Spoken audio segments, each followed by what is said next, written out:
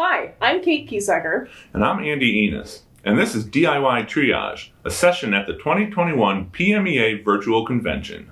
We're going to walk you through some repairs you can do at home, some quick fixes to get you through the concert, and some guidance on how to decide if you can do a repair or should you send it to the repair shop.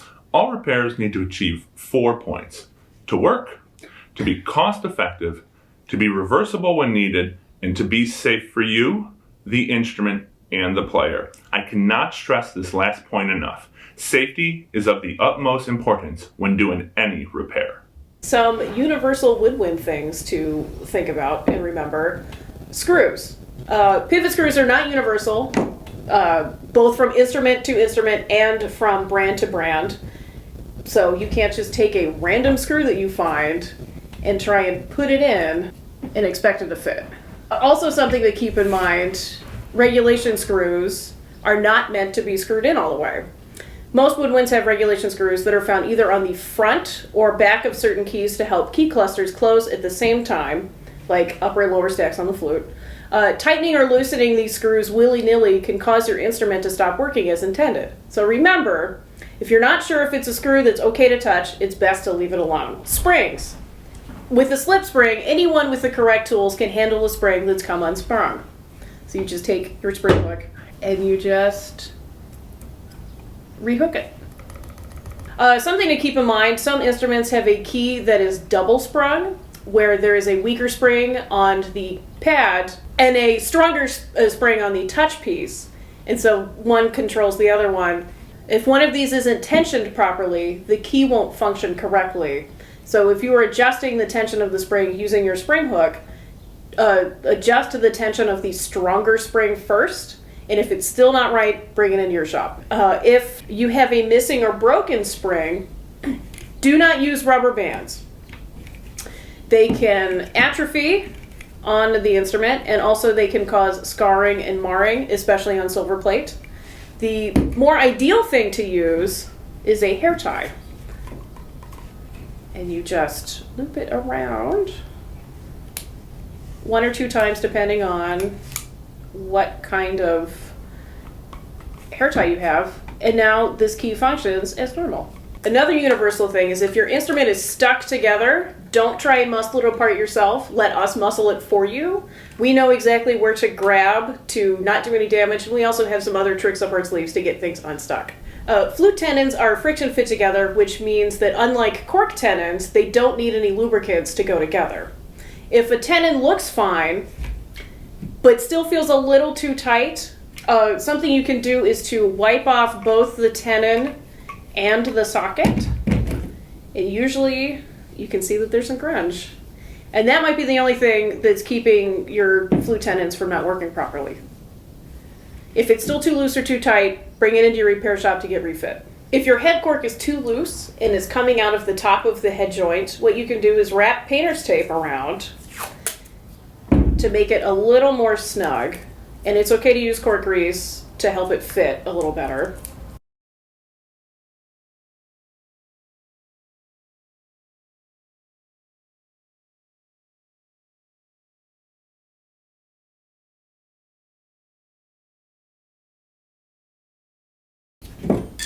Just put it in as normal.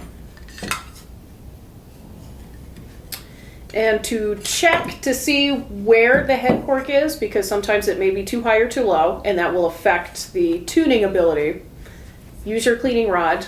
These are not universal, much like screws. There is a little score mark on the end of it, and you can use it to show where your head cork is.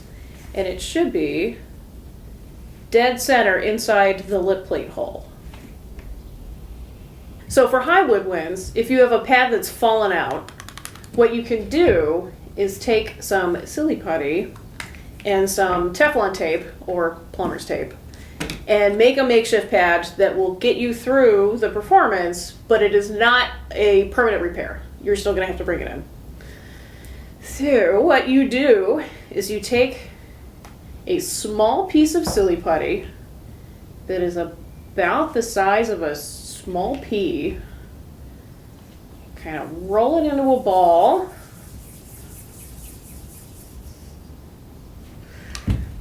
And you stick it into the key cup, kind of jam it in there. Take the Teflon tape, bind the end.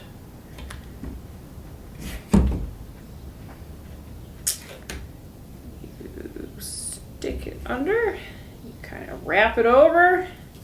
So the silly putty will conform to the tone hole, and the Teflon tape will help the silly putty from sticking to the clarinet. And you've got a new pad. If the pad's fallen out, but you still have the original pad, that pad was meant to fall out, and don't try and put it back in because you're not going to be able to get it back to where it was before it had fallen out. So it's best to just bring it into the shop and get a new one. If you have a missing tenon cork, a quick repair you can use is a Valentino peel and stick cork. It is pretty easy to use. You just check to make sure that it's the correct size, and like this one is not. If it's not, you can trim them to fit, which is really nice.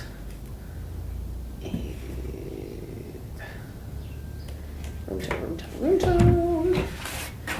You trim them using a cutting mat and a straight edge. But they're super nice because you just peel the backing off. Don't have to worry about it. If I can peel the backing off.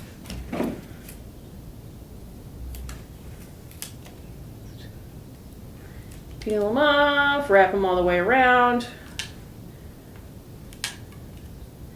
Then trim the excess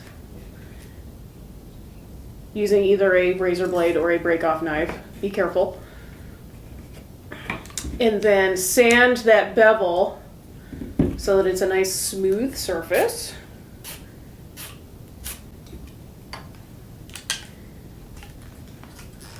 Fits like a glove. Don't need to use cork grease. They should be tight enough on their own. The adhesive isn't sticky. You can use contact cement to glue it on. So they last forever. Another option you can use, if you want to use natural cork, Music Medic sells these pre-beveled strips of natural cork. You do need to use contact cement, but if you buy them individually, they come with a card. If you buy them in bulk, there is no instruction card. If you have a cork that is missing pieces, but it's still usable, and this is also good for a day of performance, you can use a low-tack tape like painter's tape to fill in the gaps and kind of make it easier to use. Keeping in mind that the painter's tape is not permanent. Any kind of tape will leave a residue after a while, so as soon as you're finished with the concert, you have to take the tape off and bring it in to get it serviced. You're going to need to trim it to fit. Cork grease can be used on the painter's tape. For a saxophone, if you have a neck cork that is missing, an option you can use is also, again, the peel and sticks. Again, if the adhesive is not good, you can always use contact cement. But if you want a more natural look, Music Medic sells pre-cut neck corks. They come in a certain length. Individuals come with a card, but I'm going to show you how to put one on using the pre-cut corks. They are also beveled. I take the octave key off first because you don't want to damage it. It's a lot easier. So I take the key off, and I also put the screw back into the neck so you don't lose it. Okay. And then I tape the section where the old cork had started, where you can see the scratch marks. I tape that off to protect and also give me a stop line. And I also sand the surface of the neck to get rid of that old grunge and to help scratch up the surface to help the contact cement adhere better. Yep. And the grit of sandpaper that I'm using is 220, which is a good all-around grit. Right, now that it's clean enough, cleaner, as you will notice, the neck cork is not the correct length, it's too long. So what I'm going to do is take it to my cutting mat, and I'm going to line the edge of the cork up with the edge of the tape, and then I'm going to just leave a little skosh for margin. You'll trim that off once you glue it on. Then do that so I know where my line is. Line it up straight. Just cut across. I recommend using a straight edge that is wider than your hand to give you a better gripping surface so you don't have to worry about cutting your fingers. Looks like that's a good height. So I am going to glue with contact cement the beveled surface and then the other side. It's very important. So I just take the top of my straight edge, glue it. Also glue the neck from the tape up. So when you glue it, wipe the glue on. You wipe from the tape up. So you're not pushing glue underneath the tape. And you wait about a minute or so until both pieces are tacky. So I always put the bevel on the back so that you can't see it. And I line the edge of the cork up to the edge of the tape, kind of stick that down, and then very carefully with my hand guiding it and wrapping it around. Try to do it evenly. And then when you hit that bevel, just, like really work it in with your thumb. And if your cork is too dry, you can steam it with a kettle. Using my razor blade, I cut the end off, and then I trim the top. Depending on your neck and your mouthpiece, this might be thick enough. If it's too thick, you can sand it. Also sand that lump down till it looks like a nice cork. Try and sand evenly. And if you do need to sand it a little bit and then check the fit with your mouthpiece, because if you sand it too much, it's going to be too loose and you're going to have to start over. And then when you're done, you can use cork grease as usual. And then when you're done, after it's the right thickness that you want, you just peel the tape off and put the octave key back on. And if you have a cork that is missing a chunk, and this also works for a performance, you can use painter's tape to go over the section where the chunk is missing, much like the clarinet tenon with the missing chunk. Just kind of wrap it on. Just kind of, work it in there with your fingers, and then you can use cork grease on it the same like you would with a regular cork. Sometimes, and this happens especially with students who are new to playing saxophone, they will put their neck on and crunch the octave key, and so a lot of times their instrument's not working and they don't know why, but it's because the octave key, as you can see here, is just not closing all the way. So a really quick fix for this is to tuck your thumbs, or one thumb depending, under the loop and to squeeze down a little bit. And it's always less is more. Start light and start small. You can always crunch harder later if you need to. So if you just tuck your thumb in and crunch down a little bit, you can hopefully see. Now the octave key is closing as intended. And to check that, I depress the octave key and then depress the G key to activate both sections of the octave key. Some brands are a lot tougher than others, so if it's not working at first, just squeeze down a little harder. If you have a key guard on your saxophone that is missing a screw, don't use paper clips. They can do damage to both the instrument and yourself. If you don't have a screw, we prefer that you use either a pipe cleaner or a twist tie. And also remember, screws are not universal, so don't use a random screw that you have in your desk. You can do more damage to both the instrument and the screw than if you had just left it alone. Now I'd like to go over some universal brass repair tips. If you have any broken braces, I recommend using a zip tie to hold the broken brace in place. I don't recommend using tape, any glue, or any JB weld. Zip ties are readily available and easily reversible, and they work great. If you have stuck valve caps, the first thing we don't do is we do not use pliers that have teeth on them. They're guaranteed to cause damage to your stuck part. What I recommend doing is get yourself some penetrating oil and put it inside a needle oiler. Spray cans, it just gets messy all over the place. I take just the needle oiler and right where the valve cap opens up, right where that meets the casing, I just get some in there and I let it sit. Patience is a virtue when it comes to stuck parts. Sometimes I recommend even adding some light taps with a very small rawhide mallet, and I'm talking maybe 1/2 inch to 1 inch above the cap. And I just light taps. More light taps are way more effective than less hard taps. A big swing, you're almost guaranteed to miss. Another little tip I do is I put a finger below the valve cap and then I just aim for my finger. If this doesn't help, it's time to visit the repair shop. A stuck mouthpiece is something that every brass player is going to experience in their life at some time. The only acceptable tool to use with the stuck mouthpiece is a mouthpiece puller. Never, ever use pliers. An out of round mouthpiece shank is going to cause a lot of problems. It's not going to sit correct in the lead pipe. What you need to do is you need a mouthpiece truant tool. But we don't just go in and twist like crazy. It's very easy with this tool to over twist and split the shank of your mouthpiece. And at that point, it's time to buy a new mouthpiece. I like to give it a small twist to rough out the shape. And then I just take my rawhide hammer and I just tap at the displacement. And well, if it might not get it perfect, it'll definitely round it out way better.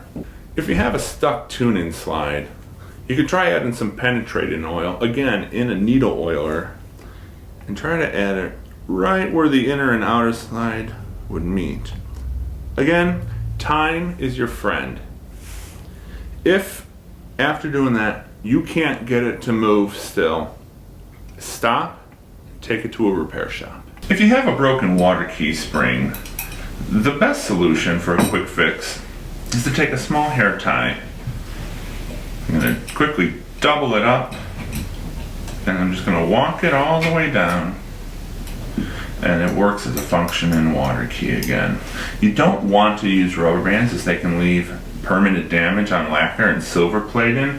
And you definitely don't want to use any type of tape because it can leave a very sticky residue that you'll be charged extra to be removed. If you're missing a water key pad or one is just not working properly anymore, the best thing to do is go to your local music store and just see if you can buy some. Any music store should sell them to you, or you can get them in a J.L. Smith Valentino repair kit. They're really easy. Ours happen to have stick backs, so you can just easily replace them like that.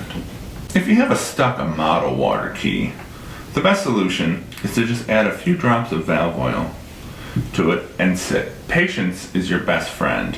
You should be oiling your Amato water key every time that you oil your valves. Whatever you do, don't use a mallet and try to knock the plunger to start it moving. It's a very good chance you're going to knock the entire water key off the slide. If you have a stuck valve and you can't get it to move by hand, remove the first slide and add about 4 to 5 drops of oil right in there.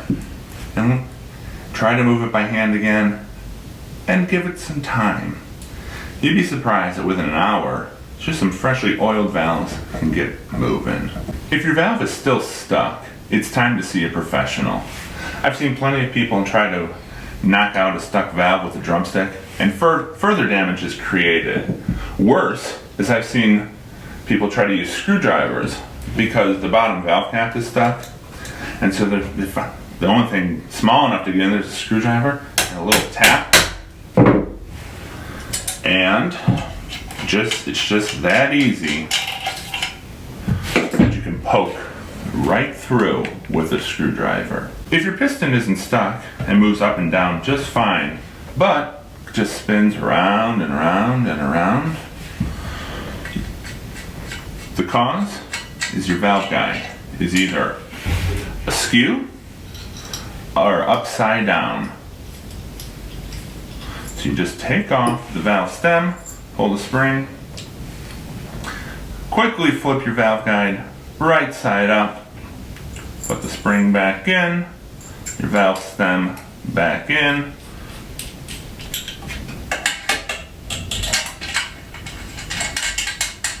and voila, no more spinning. If your valve won't go up and down, you're either missing a spring or a valve guide. Valve guide should be able to be purchased at any music store. Now let's learn how to restring a rotor. Broken strings happen all the time. So I measure out about 6 to 6.5 inches of rotor string, and I give it a good clean cut with a razor blade. Then I want to tie a knot towards the end. Not quite right at the end, but pretty close. Then take your trusty lighter, and we're just gonna melt and burn the end a little bit, and then I just pull it and make a nice clean end. Now, take the end you just burned, and you're gonna put it through the bottom rotor, the bottom hole in your lever. Pull it tight, and we're gonna go up around the stop arm screw. Take your screwdriver, make sure it fits the screws properly, and loosen your string screw on the stop arm and wrap the string around it. Pull it tight. Notice my middle finger holding up the stop arm into the up position, and tighten the string screw. While you have your screwdriver, you can loosen the string screw on the lever. Now we're going to take the string and we're going to go around the bottom of the stop arm, and I go underneath the string, put the string through the top hole in the lever arm. And now here's the trick. Grab your poker, give the string a little twist. Make sure it's around the string screw. Put your poker in between the string and the outside of your lever. Pull it tight, tighten,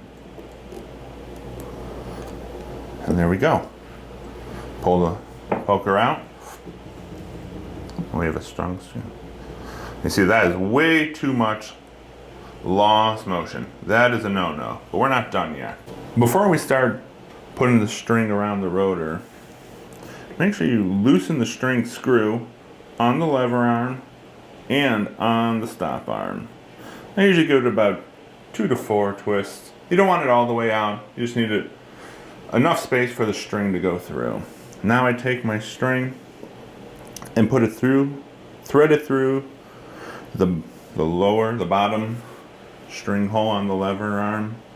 I go up and around the stop arm screw, and then around the stop arm string screw, and pull it tight and give it a little tight, set the screw in. Now I take the string and I go around the bottom of the stop arm, up underneath the string, and through the top hole in the lever arm. And now I take my poker and I'm going to give a little twist, pull that tight, and tighten the final string screw. The poker goes in between the string and the outside of the lever. That gives the string enough room to be able to be adjusted. I'm going to lower the horn so that the levers and the bridge are hanging off the end of the table. Now you're going to want to make sure that your levers are on an even plane. To adjust the height, we use the string screw that is on the stop arm. Loosen it, and I like to hold the stop arm up in place with my finger, and you'll loosen it and it'll adjust to the proper height. If you look, we're not quite even there. That one's pretty obvious, but I like to use a straight edge to just kind of gauge where I need to make my adjustments. In this case, I need to adjust my middle one. Get in there, again, hold it. And that'll make adjustments as you need them. And we can go back and forth on this all day until they're perfectly level. You need to restring your rotor, obviously when the string is broken, but also when there's lost motion. If you need to replace the valve guide on a phonium or a tuba and it has a top valve guide, make sure that you place the valve guide in the correct hole. There are 3 holes on the top of the piston. You see the center one? That's the threaded one. That's for our valve stem. This larger one here is for venting, and this smaller one is right where the valve guide, the nub in there, slots right in. Oftentimes, if you've changed a valve guide or it got loose, a lot of times it's shifted into the wrong hole, and that's when you put the valve in. It seems to go up and down just fine, but no air blows through. So check the order of your pistons and check to make sure that your valve guides are in the correct hole. Remember, if your piston is stuck, do not try to knock it out with a drumstick. Damage will occur, and sometimes the stuck piston isn't even fixed. If your piston isn't stuck, but you can't seem to pull it out of the casing, it's time to see a repair shop. This is usually an indication of some sort of thread damage. The repair shop knows how to handle this, and they'll get it in great working condition for you. A dirty hand slide is the leading cause of all hand slide issues. Today I want to talk to you about how to clean off your hand slide. At the bare minimum, I would take a rag and I would wipe off any lubrication from your inner slides. I would try to even get all your students in the habit of doing this. They don't need to take it completely apart to do it, but I highly, highly recommend having them do this. To clean the inside of the outer slide, we can use a snake. You can use it dry, you can use it with water, or you can use it with soapy water. Just make sure you get all the soap out before you start playing again. Don't force the snake to go past anything it doesn't want to go past. If you feel resistance, stop and go backwards. Pull it out. If you try to force it around where it doesn't want to go, odds are you'll break the snake, and then you have to take it to a repair shop and get pieces fetched out. Another option is to use a long cleaning rod and a long cloth. We use cheesecloth here because of the versatility and how easily disposable it is. But as long as you have any sort of long cloth, you can get something that's rewashable, but the length is super important. To avoid going through the end of your hand slide and to learn how to properly clean the outer slide, I'm going to show you how to wrap your long cloth around your cleaning rod. You're going to just take it and you're going to thread it like a needle right through. Little flag. I give about half a twist, and then I flip over the top and I give another half twist, and then I pull the cloth nice and tight. I take my hand slide, my outer slide, and I enter. If you feel resistance, stop, but go through.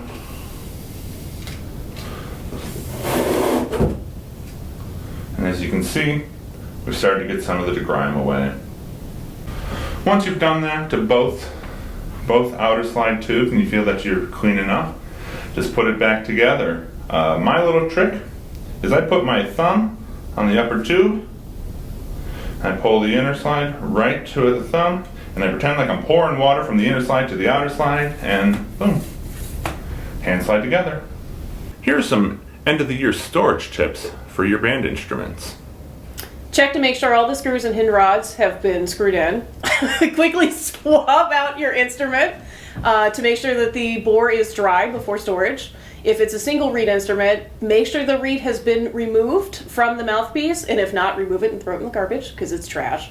And wipe off any tenon corks or metal corks with a dry, clean cloth. For your brass instruments, make sure all the tuning slides have fresh grease on them. All pistons and rotors are oiled properly. The hand slide of your trombones need to be clean and have no lubrication on them. And if you can, get some grease onto the valve cap threads, especially the upper caps. Here are some other things to consider. Remember that all schools are trying to get their repairs in, so the sooner that you get your summer repairs into a repair shop, the sooner that you can get them back. Try to get any marching band instruments into a repair shop before the end of the school year. I understand that budgets are the holdup here sometimes, but getting into a schedule is extremely helpful to all involved. And just because you had your instrument cleaned or repaired last year does not mean that you shouldn't get it done for another 5, 10, or 15 years. Cleaning your instrument is like an oil change in your car. It needs to be done routinely for optimal performance. Thank you for watching, and thank you to PMEA for this lovely opportunity. If you have any questions, contact us at brightonmusic.com.